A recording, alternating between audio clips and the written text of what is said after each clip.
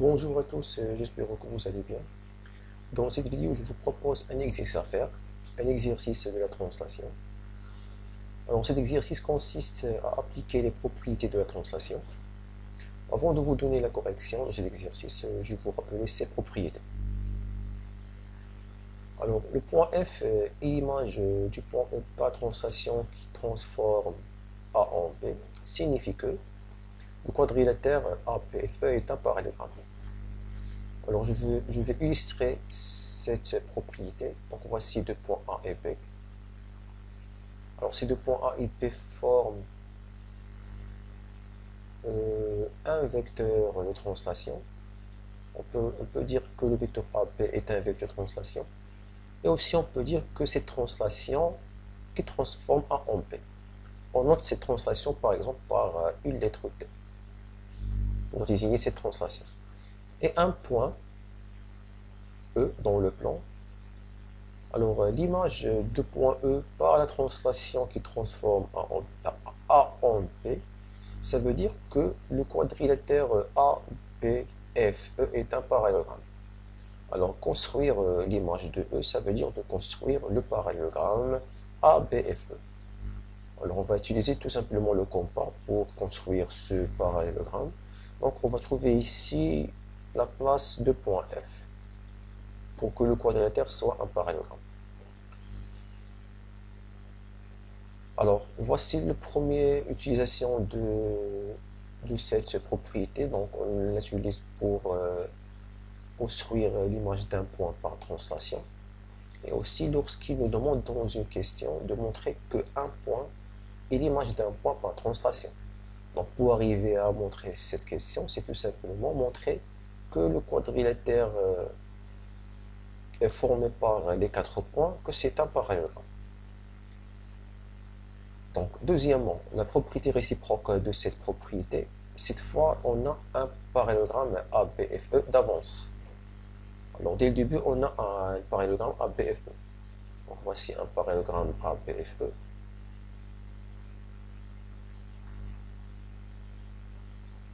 Alors, on peut déduire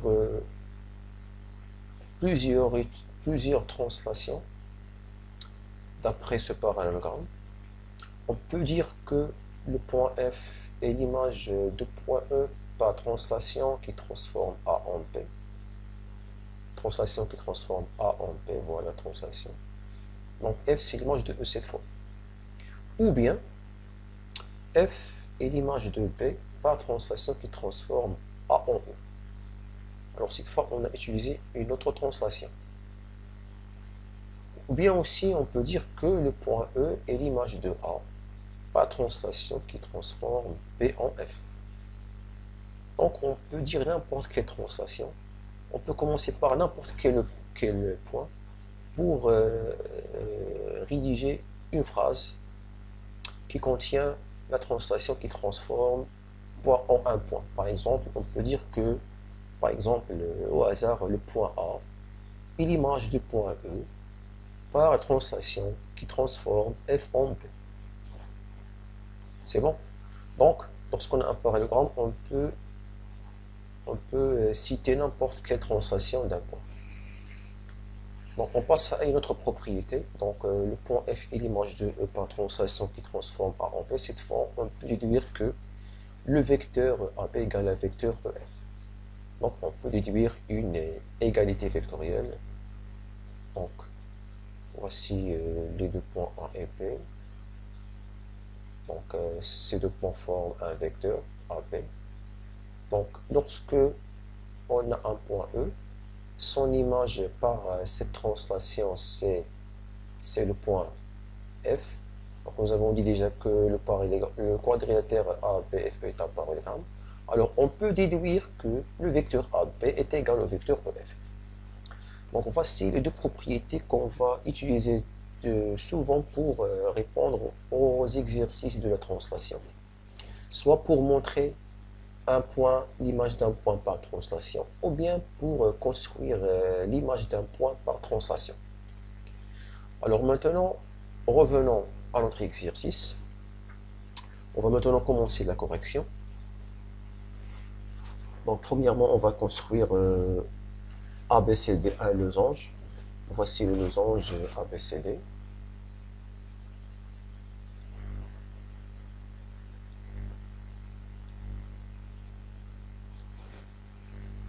Voici le centre I. Le centre I du losange, c'est l'intersection des diagonales. Les diagonales sont AC et DB se coupent en I. Donc voici le point I, le centre du losange. Alors, soit telle translation qui transforme A en B. Donc voici la translation T qui transforme A en B. Donc on utilise la lettre T pour simplifier, de ne pas répéter toujours cette partie de la phrase qui transforme A en B, toujours chaque fois dans ces questions, pour éviter à répéter cette phrase qui transforme, par exemple ici, montrer que le point C est l'image de T, pas la translation qui transforme A en B. Donc pour réduire, on utilise une lettre T qui désigne cette translation. Alors, premièrement, on va montrer que le point C est l'image de T par la translation T. Alors, pour montrer cette question, c'est tout simplement montrer que ABCD est un parallélogramme. Alors, puisque on sait que ABCD est un losange, alors le losange c'est aussi est un parallélogramme. Donc, premièrement, je commence ici.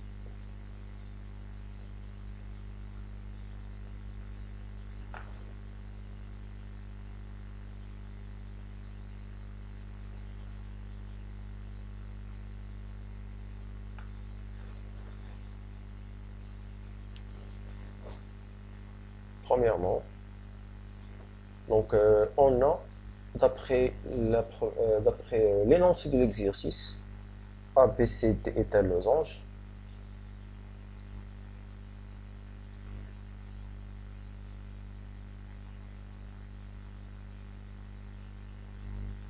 Alors, ABCD est un parallélogramme. Parce que le losange, c'est un quadrilatère particulier parmi la famille du parallélogramme. Alors ABCD est un parallélogramme.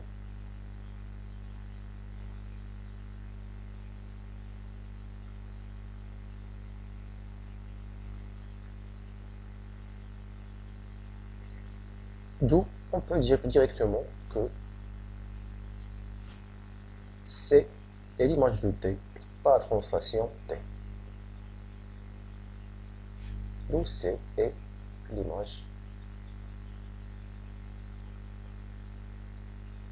de T par la translation T.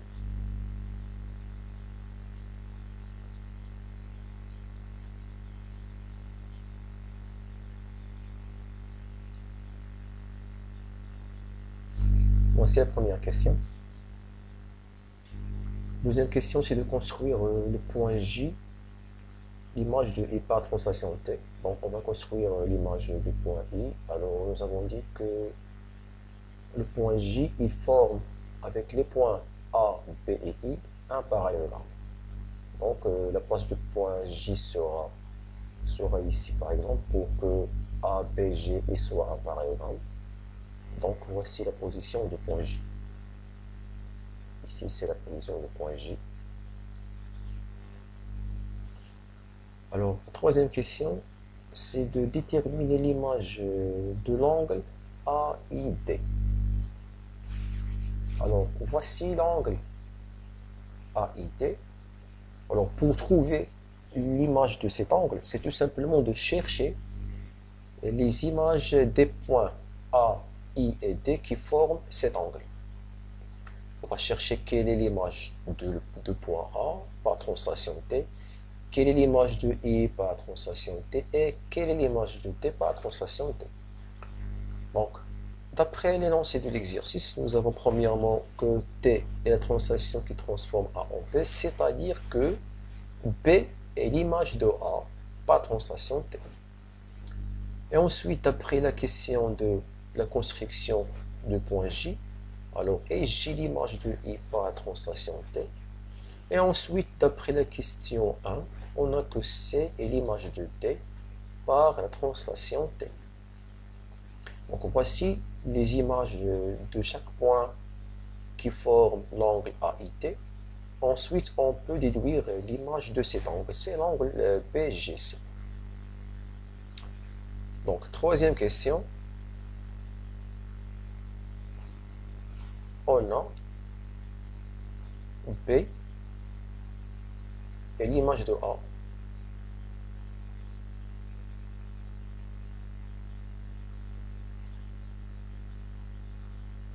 par la translation T.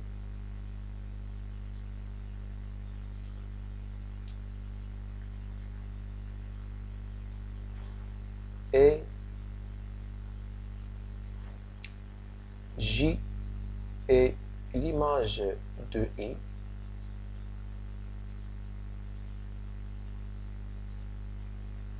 par la translation T.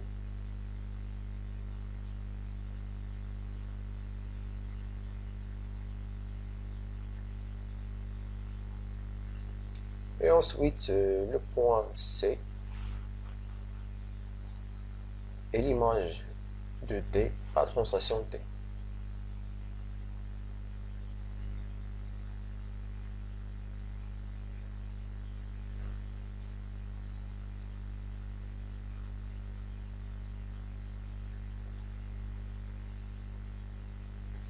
D'où l'image, ou bien l'angle, d'où l'angle BGC et l'image de l'angle AIT.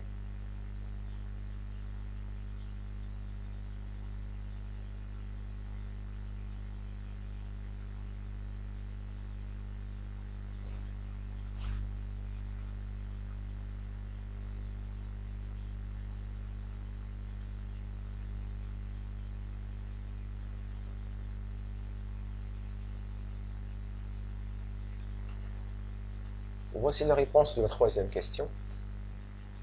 Donc, on peut déduire d'après la troisième question que l'angle BGC est égal à l'angle AIT, car la translation conserve la mesure des angles. On passe maintenant à la quatrième question. Dans cette question, on va montrer que BGCI est un rectangle. Voici le quadrilatère BGCI. On va montrer que ce quadrilatère est un rectangle. Alors, comment on va montrer que c'est un rectangle? C'est tout simplement, on va montrer premièrement que BGCI est un parallélogramme. Ensuite, on va ajouter un angle droit parmi les angles de ce parallélogramme pour qu'il soit un rectangle. Donc, comment on va montrer que c'est un parallélogramme? Alors, on va utiliser les vecteurs.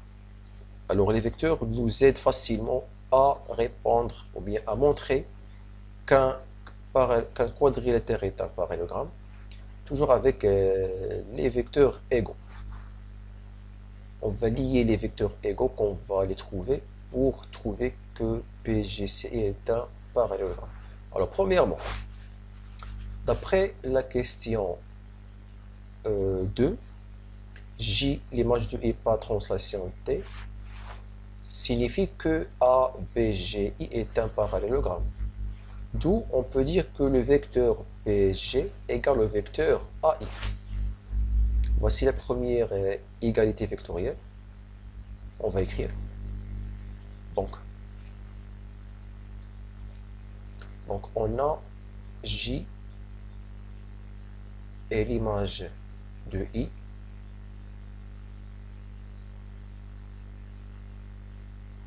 par la translation T.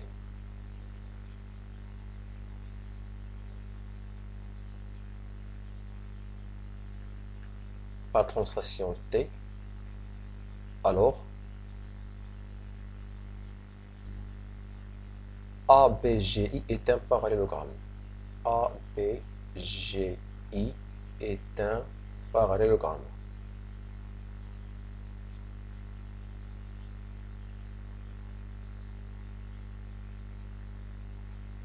D'où on déduit d'après le parallélogramme, on déduit les vecteurs égaux. Donc, précisément, je prends les vecteurs BG et AI. Donc, vecteur BG égale au vecteur AI. Voici la première égalité vectorielle. C'est la relation numéro 1. Ensuite, je cherche une autre égalité vectorielle. Donc, on va utiliser cette fois le point I. Le point I est le centre du losange. Alors, puisque I est le centre du losange, alors le I est le milieu de AC et le milieu de DB. Alors, moi, je suis besoin que I est le milieu de AC. Ensuite, on déduit que le vecteur AI égale un vecteur IC. Donc, puisque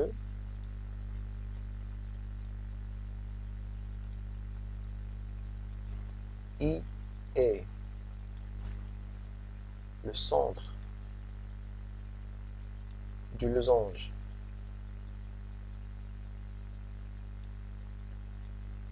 ABCD, alors I est le milieu du segment AC.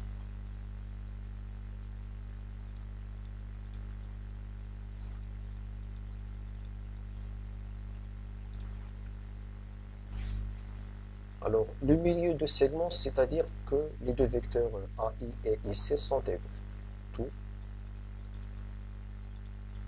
On transforme le milieu en égalité vectorielle. Donc, tout vecteur AI égale au vecteur IC. Voici la deuxième égalité vectorielle. C'est la relation 2. Donc, qu'est-ce qu'on a dans la relation 1? On a que vecteur BJ égale à vecteur AI. Et dans la deuxième relation, on a que vecteur AI égale à vecteur IC. Alors, d'après 1 et 2,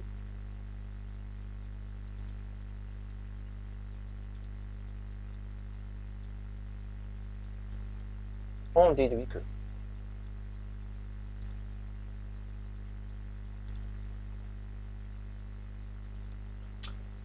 que les vecteurs IC et BG sont égaux. Parce qu'on a le vecteur de liaison, c'est le vecteur AI, le vecteur AI qui relie les deux relations 1 et 2 pour déduire que vecteur IC égale à vecteur BG. Et ceci signifie que le quadrilatère IBGC est un parallélogramme. Donc,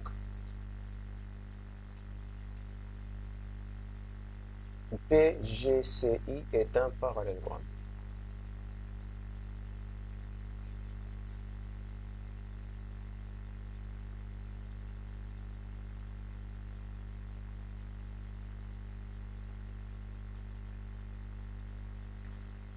Alors, pour que ce parallélogramme soit un rectangle, nous avons besoin d'un angle droit. Alors, toujours puisque ABCD est un losange, alors les diagonales sont perpendiculaires. C'est-à-dire qu'ils forment un angle droit. Ici.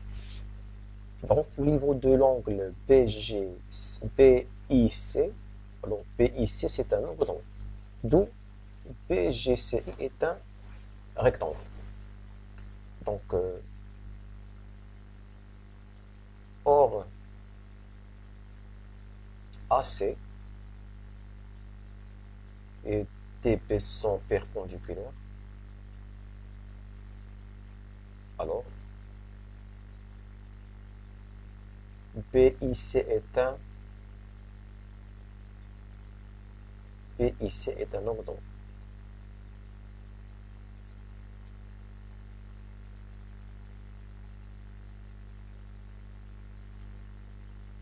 Ensuite, à la fin, donc, en effet,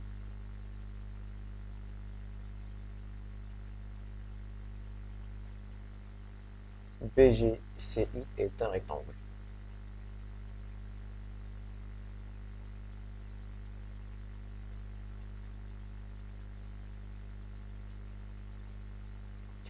Et voici la correction de cet exercice et de ce rappel sur la translation.